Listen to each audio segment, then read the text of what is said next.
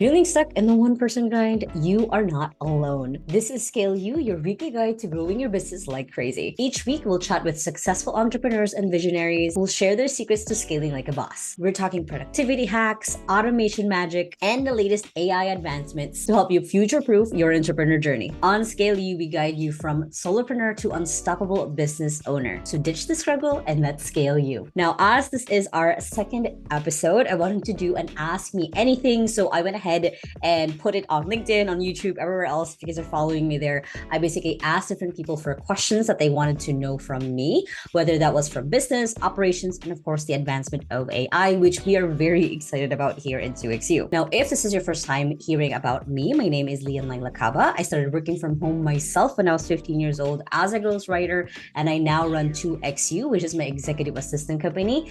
And I've also literally just a few weeks ago started Create AI Assistant, which is now my AI agency where I support a lot of entrepreneurs in creating AI assistants for their business. Now, a lot of the questions that I have on here are a mix from, again, YouTube comments or LinkedIn, or I also even asked my email list for questions, and a lot of them did get back to me, which I'm super grateful for because this is almost a little bit last minute. So I'm going to go through those questions with you. Now, the first category is going to be all about virtual assistants and remote management. Then we'll go through a little bit of business operations, then communication and integration, and of course, again, the magical AI. So the first question, and I put this on here because it's a very loaded question, which is basically, how can I find and hire virtual assistants from the Philippines for my business in California? And what steps do I need to take to set up an effective system for managing them remotely? So that's a lot. So I'll try to break it down, hopefully in a step-by-step way, so you guys are able to get actionable steps through this. So when it comes to thinking of hiring a virtual assistant, first, what is a virtual assistant? Basically, it is a person who has either a general skill. So there's two types of VAs, a general VA and also a specialist VA. So specialist VAs are more really on the social media side, on the content creation side. A general VA is a little bit of a Jill of all trades, Jack or Jill of all trades rather, because they are basically managing you. They're not working with the business, they're managing you. We're supporting you as the business owner, versus a specialist VA is more of just that little area basically in your business. So as I've set that up, usually I recommend 3 steps when it comes to getting to the point where you are ready to hire a virtual assistant. First one is knowing what tasks that you want to delegate. So you want to 80-20 and basically just list down all the tasks you're doing per week, and then within the day, what that looks like. So then you are able to build that out further for you, and then starting to look at, out of the 10 things that I'm doing a day, what are the 2 things that grow my business and what are the 8 that just run my business? So there's the difference. Running your business is more on the delivery, taking care of the clients, so on and so forth. Growing your business is, of course, on the marketing, the sales, getting your product better and better, your service better and better. That's what drives people in, that grows your business. So you want to look at what are the things that you kind of really just have to do to run it, but you can't necessarily cut it from your business. Next is you want to build out the systems of how you want that to look like. So it's creating things like your standard procedures, your assets, your templates. Now you don't have to do it before you hire an assistant, but these are things that you can acknowledge that your assistant later on can do for you, but you want to build out even just a mind map of what that looks like for when you walk that assistant through your systems. And lastly, you want to also not just focus on the skills that you want an assistant to have, but also their soft skills. Like, what are the complementary soft skills that you know that you need as an entrepreneur? Hopefully you have a lot of self-awareness to know, like, hey, I'm someone who is very much into rushing through getting things done, and I need someone to kind of be the attention to detail to catch the things that I forget or I don't see. So that's the kind of assistant that you need. So you want to have a good way, a good pause before you rush through into hiring an assistant, so then you are able to be more prepared when you hire them. And of course, the hiring process, I've outlined it in a lot of other blogs and YouTube videos that I've done as well before, of first, creating the job description, writing down the role that you want to hire for. You want to focus on 3 main outcomes that they'll be focused on. So this is kind of the barrier between getting a general VA and a specialist VA. Let's say most of the tasks are marketing, so you're hiring a marketing VA. If most of the tasks are kind of varied, it's helping you out on like client development or client delivery. It's also helping you out on like building systems, so on and so forth. Then maybe just a general VA, and then putting it up in a lot of sites, maybe asking for referrals on Facebook, and then going through the process of filtering them, making sure they have the right skills, doing a really good interview of finding out if you guys can be a match communication instruction-wise, getting them to onboarding, testing them out, and hopefully then having them be your assistant. Or funny enough, you can skip all of that and just work with us at 2XU and we'll do all of the back end for you and get you your assistant. But that is basically the step-by-step process of what hiring a virtual assistant could look like. And for an effective system of managing remotely, you need mainly three things. One is a really good communication system. Two is a really good delegation and task management system, so you guys are able to see how things are going. What I mean by communication systems, by the way, are like daily meetings, weekly meetings, monthly retrospectives, so you guys are always in sync. So we talked about basically the communication systems, your task delegation system as well, and also your documentation system. Like where basically is your assistant going to store like assets and templates and the setting up procedures in the business, so you guys have a repeatable way of doing things. So those are the three main ones. As you grow, as you evolve, it's going to look different as well. But those are the very basics that we have our clients even do with 2XU. Next question is, what are the key factors to consider when selecting a VA for entrepreneurs who want to focus more on their business management and less on tasks like graphic creation? Very similar to the first question, is why I kind of loaded up first, because I know it was a loaded question. It's basically looking at what are the tasks, again, that are more, Daniel Priestley, basically a really amazing author and speaker, says your vital tasks, which again, your growing tasks in your business, and what are the functional tasks, the thing that you just need to run. So it's first recognizing what those are, because then hiring becomes easier because you already know what are the things your EA is going to be, or VA is going to be responsible for, versus what you'll still be responsible for as business owner. Next is, how can we ensure that a VA is adequately trained and familiar with specific systems, and how can we gauge their willingness and ability to learn new tasks about the training process. So here, remember earlier I talked about when you're hiring, you want to test up for their skills, if they actually know what they're doing. Honestly, you can do test tasks for them. Like if you have a task that you've had in the back burner, like creating your branding kit, and you're hiring someone who's going to do a little bit of social media for you, have them create your branding kit. Have them create a real outcome in your business, and you probably will pay them for it, so then you can see the extent of their skills on that end. And when it comes to being willingness to be trained, basically that's one of the things that you will cover, making sure in the interview you're asking them like, hey, out of 1 to 5, what's your willingness to learn on this skill? What's your willingness to learn on this skill? So it's gauging and trying to see, just asking them outright, because you can't really gauge it from body language or anything else on their resume, if they're willing or interested in learning this X, Y, and Z thing. Next is, what are some of the other qualities or green flags you look for when identifying a proactive virtual assistant? Well, this is a really good one. And basically, green flags, one is, this is a very specific one, and I might be biased because I did this, but if there were someone who tried to find work or did find work when they were younger, that's usually a really green flag for me, because that means that there is something other than society, other than life, that drives them to work. Like they have a reason outside of work to work. So it's the, you work to live or live to work kind of thing. You work to be able to live. So they have something that's driving them. They were curious enough, they were able to figure things out on their own to find a job.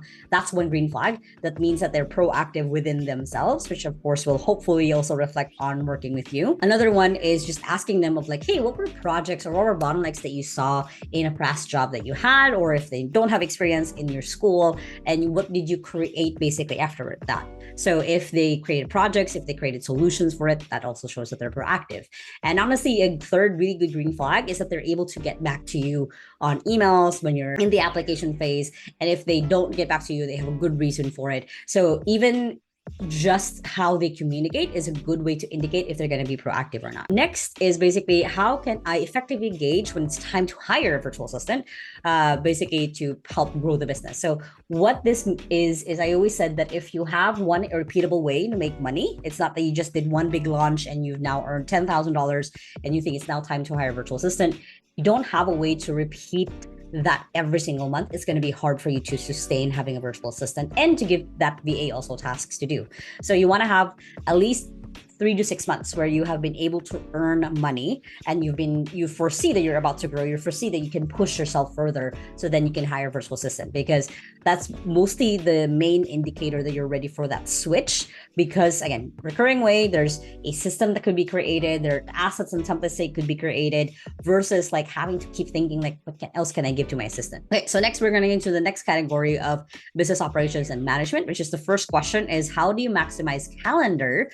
Basically basically your calendar for different time zones. So for this one, honestly, Google Calendar is just the best for this because you can add multiple time zones on it. You can view multiple other people's calendar if it's shared with you. So it's easy for you to book things, meetings. And of course, we have tools like Calendly, with tools like Savvy Time. That's what we use in 2XU when we're trying to figure out the time zone for our client and what time it is for us in the Philippines. That's SAVVY time. It's extension on Google Chrome. We use Brave. So those are really good ways to kind of look at it. And I would recommend that if you do have a big enough time gap with you and your EA, let's say you're on PST time or EST time and they're in the Philippines, having at least 2 hours where you're overlapping and you're able to work together, you're able to have that sync, go through projects, go through priorities, it's already good enough because then that gives them the runway to do what they need to be doing instead of you kind of feeling like you have to micromanage and watch them. Next is, how can I effectively implement a project manager into my business to oversee projects from inception to completion? I need a solution that can handle pricing, coordinate with external resources. So basically, you're just an overall project manager VA. So for that, honestly, you would need to first map out your customer journey. That's the first thing. Like, they can't manage something that they don't know how it looks like end to end. Even if it's just a draft, even just a mind map, drafting what that looks like, because it's easy for you to train them, to get them up to speed. And then it all goes down to just hiring that project virtual assistant, project manager virtual assistant, I mean. So it's getting to the point where it's clear the outcomes that you are expecting from them. You've given them the resources basically they need to get started, and just kind of letting them run. Because to be honest, like, a lot of the time it's really tempting, especially if someone is new, to just watch what they're doing, to see what they're doing, and that's it. You're not letting them do anything else. But when you hire a virtual assistant, if you keep micromanaging them, it's better if you just do it yourself, right? So there is a level of trust that you have to give your virtual assistant. There is a level of like, what's the point of me hiring someone if I'm still going to do it by myself because I don't feel like I can trust this person? And it's also the moment of giving quick feedback when they do fall through or when they succeed as well. Like, keep in mind to also give feedback, really good feedback, when they did something well. But there is that level of trust that you have to give when you're hiring someone, and also just trust on your own systems. Like, if you wrote out everything else, if there's anything that wasn't caught, then having the assistant write it down. But the hope is that you automate things enough, or you document things enough in your business that it's almost like a no-brainer that you get repeatable results. Next is, what strategies can we implement to effectively manage our finances, attract clients, and generate referrals? Additionally, how can we optimize our marketing funnels and utilize social media to expand our client base? I won't go into this super deeply because I know this has already been a few minutes on this podcast. But for this one, manage our finances depends on your business. I can't really answer that fully. Attract clients and generate referrals. For me, honestly, creating content like this, like, I love doing it. I love creating YouTube videos. I love getting on podcasts, or now I've created a whole podcast. It's also just kind of focusing not on the value that you can get, but what value you can generate in the world. Like, I always kind of believe that. Like, when I started doing the YouTube videos, I honestly didn't do it to attract clients. I just did it to educate the current clients that we had. So anytime they were stuck, I would just shoot them a YouTube video. But with the growth that we've had in the last couple of years in 2XU, also on my YouTube channel, we've then been able to just get people who have seen my videos, have seen what I do. We document a lot of it for ourselves in 2XU, but it's with the fact that I'm thinking of, like, how can we generate value, how we can create value, not just for our clients, but also for people who don't know us. That has created a ton of 10x basically of a return for us. Plus, as we're thinking of, like, how can we take care of our clients better, then for them, they're always impressed. They're always like, oh my God, this is the best thing ever. I should have had an assistant 3 years ago. It then kind of compels them, without a lot of prompting, of like, hey, I want to refer, X, Y, and Z person to you. I want to refer my whole mastermind group to you guys because you do such amazing work. So it is that focusing on generating value that just kind of helps you get the right people in. And yeah, optimizing marketing and funnels, social media, again, focus on the value, and then everything else can kind of follow. Next category is that communication and integration. Is it okay to give personal information to ChatGPT? No, especially if it's sensitive information that you can't find online, just because ChatGPT will store it. When it comes to hiring my VA, I always make sure to give them an idea of who I am and what the company's goals are. Explain your communication style, how you work, and anything else that might help them get started working with you. I'm not sure how much of forget if this was like a full explanation. But yeah, that's a really good way that when you are onboarding someone, you want to give them as much information that you can give them to kind of give them the context of you and your business and how things work. So then for them, they can just launch off and do the thing without having to keep checking on you, like, oh, where's this, like, oh, here's everything, do what you need to do what you need to get done, and then for you as the business owner, kind of just getting out of their way. So finally, last question on this category: what specific strategies or methods do you employ to effectively integrate VAs into your business processes from the start, ensuring that they do good work, basically? So the first one is we have something in 2X, basically our OKRs, our objectives and key results. So every single month, we refresh everyone's goals of what they're supposed to be doing, give them feedback on how well they did last month. And that kind of ensures this rolling thing of making sure that they're on track. And also when it comes to delivering quality work, it also comes to you how, again, well you give feedback, and how quickly you give feedback. Like I follow the 1 minute manager where give feedback right away, focus on the outcome, not on the person, basically give them what it is that you're looking forward to, like what quality or example maybe what you're looking forward to, and kind of just see how it goes, to see how it develops and see if the person who can get feedback as well. Finally, on the last category, which are my favorite questions to answer, first, basically AI and ChatGPT. First question is, can ChatGPT help manage emails and inbox? Sadly, no. Not right, at least not right now. There's a lot of other AI tools that you can use to sort your emails. I haven't used any myself because honestly, my assistant is amazing at doing that. And we also have filters that we've created from ChatGPT. We asked ChatGPT, like, what filter should we create? But basically, with Gmail, it already is kind of taken care of, at least on my end. But it might look different for your business. But can ChatGPT help manage emails and inbox? Not really. Can ChatGPT help with generating content for social media posts or blog articles? Yes, especially with like being able to transcribe videos like this, YouTube videos like this, into blog posts and other things. We use that ourselves. And how does ChatGPT ensure privacy and security when handling sensitive information? They do give it outright, where you have to be careful about the data you put into ChatGPT because they can store it. So keeping in mind a lot of those factors as well is important, which is why I said don't put in information that you can't find in the internet. Just kind of make it generic, or what I do is I put brackets, a placeholder for that information that I need. And finally, what are some limitations or areas where ChatGPT may not be as effective as a human assistant? So many. First one is you do need a human assistant to still do a lot of the prompts, basically the prompt engineering side of it.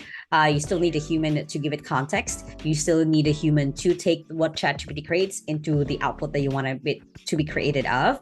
I mean, there's so many things about ChatGPT nowadays, but those basically are the main limitations for now. So that is basically it for this podcast. I have been recording and talking to a lot of really amazing guests that are coming on soon. So hopefully you guys tune in for that. And if you guys are watching this video, make sure to hit the thumbs up button on YouTube and comment below maybe other guests or questions you might have that we'll do a next AMA, basically. And of course, make sure to hit that subscribe button on wherever it is that you're listening from. Check us out on Facebook, LinkedIn, Instagram, anywhere else that 2XU is on as well. And I hope you guys have an amazing day. And that small steps matters. And I'll see you in the next episode. Bye.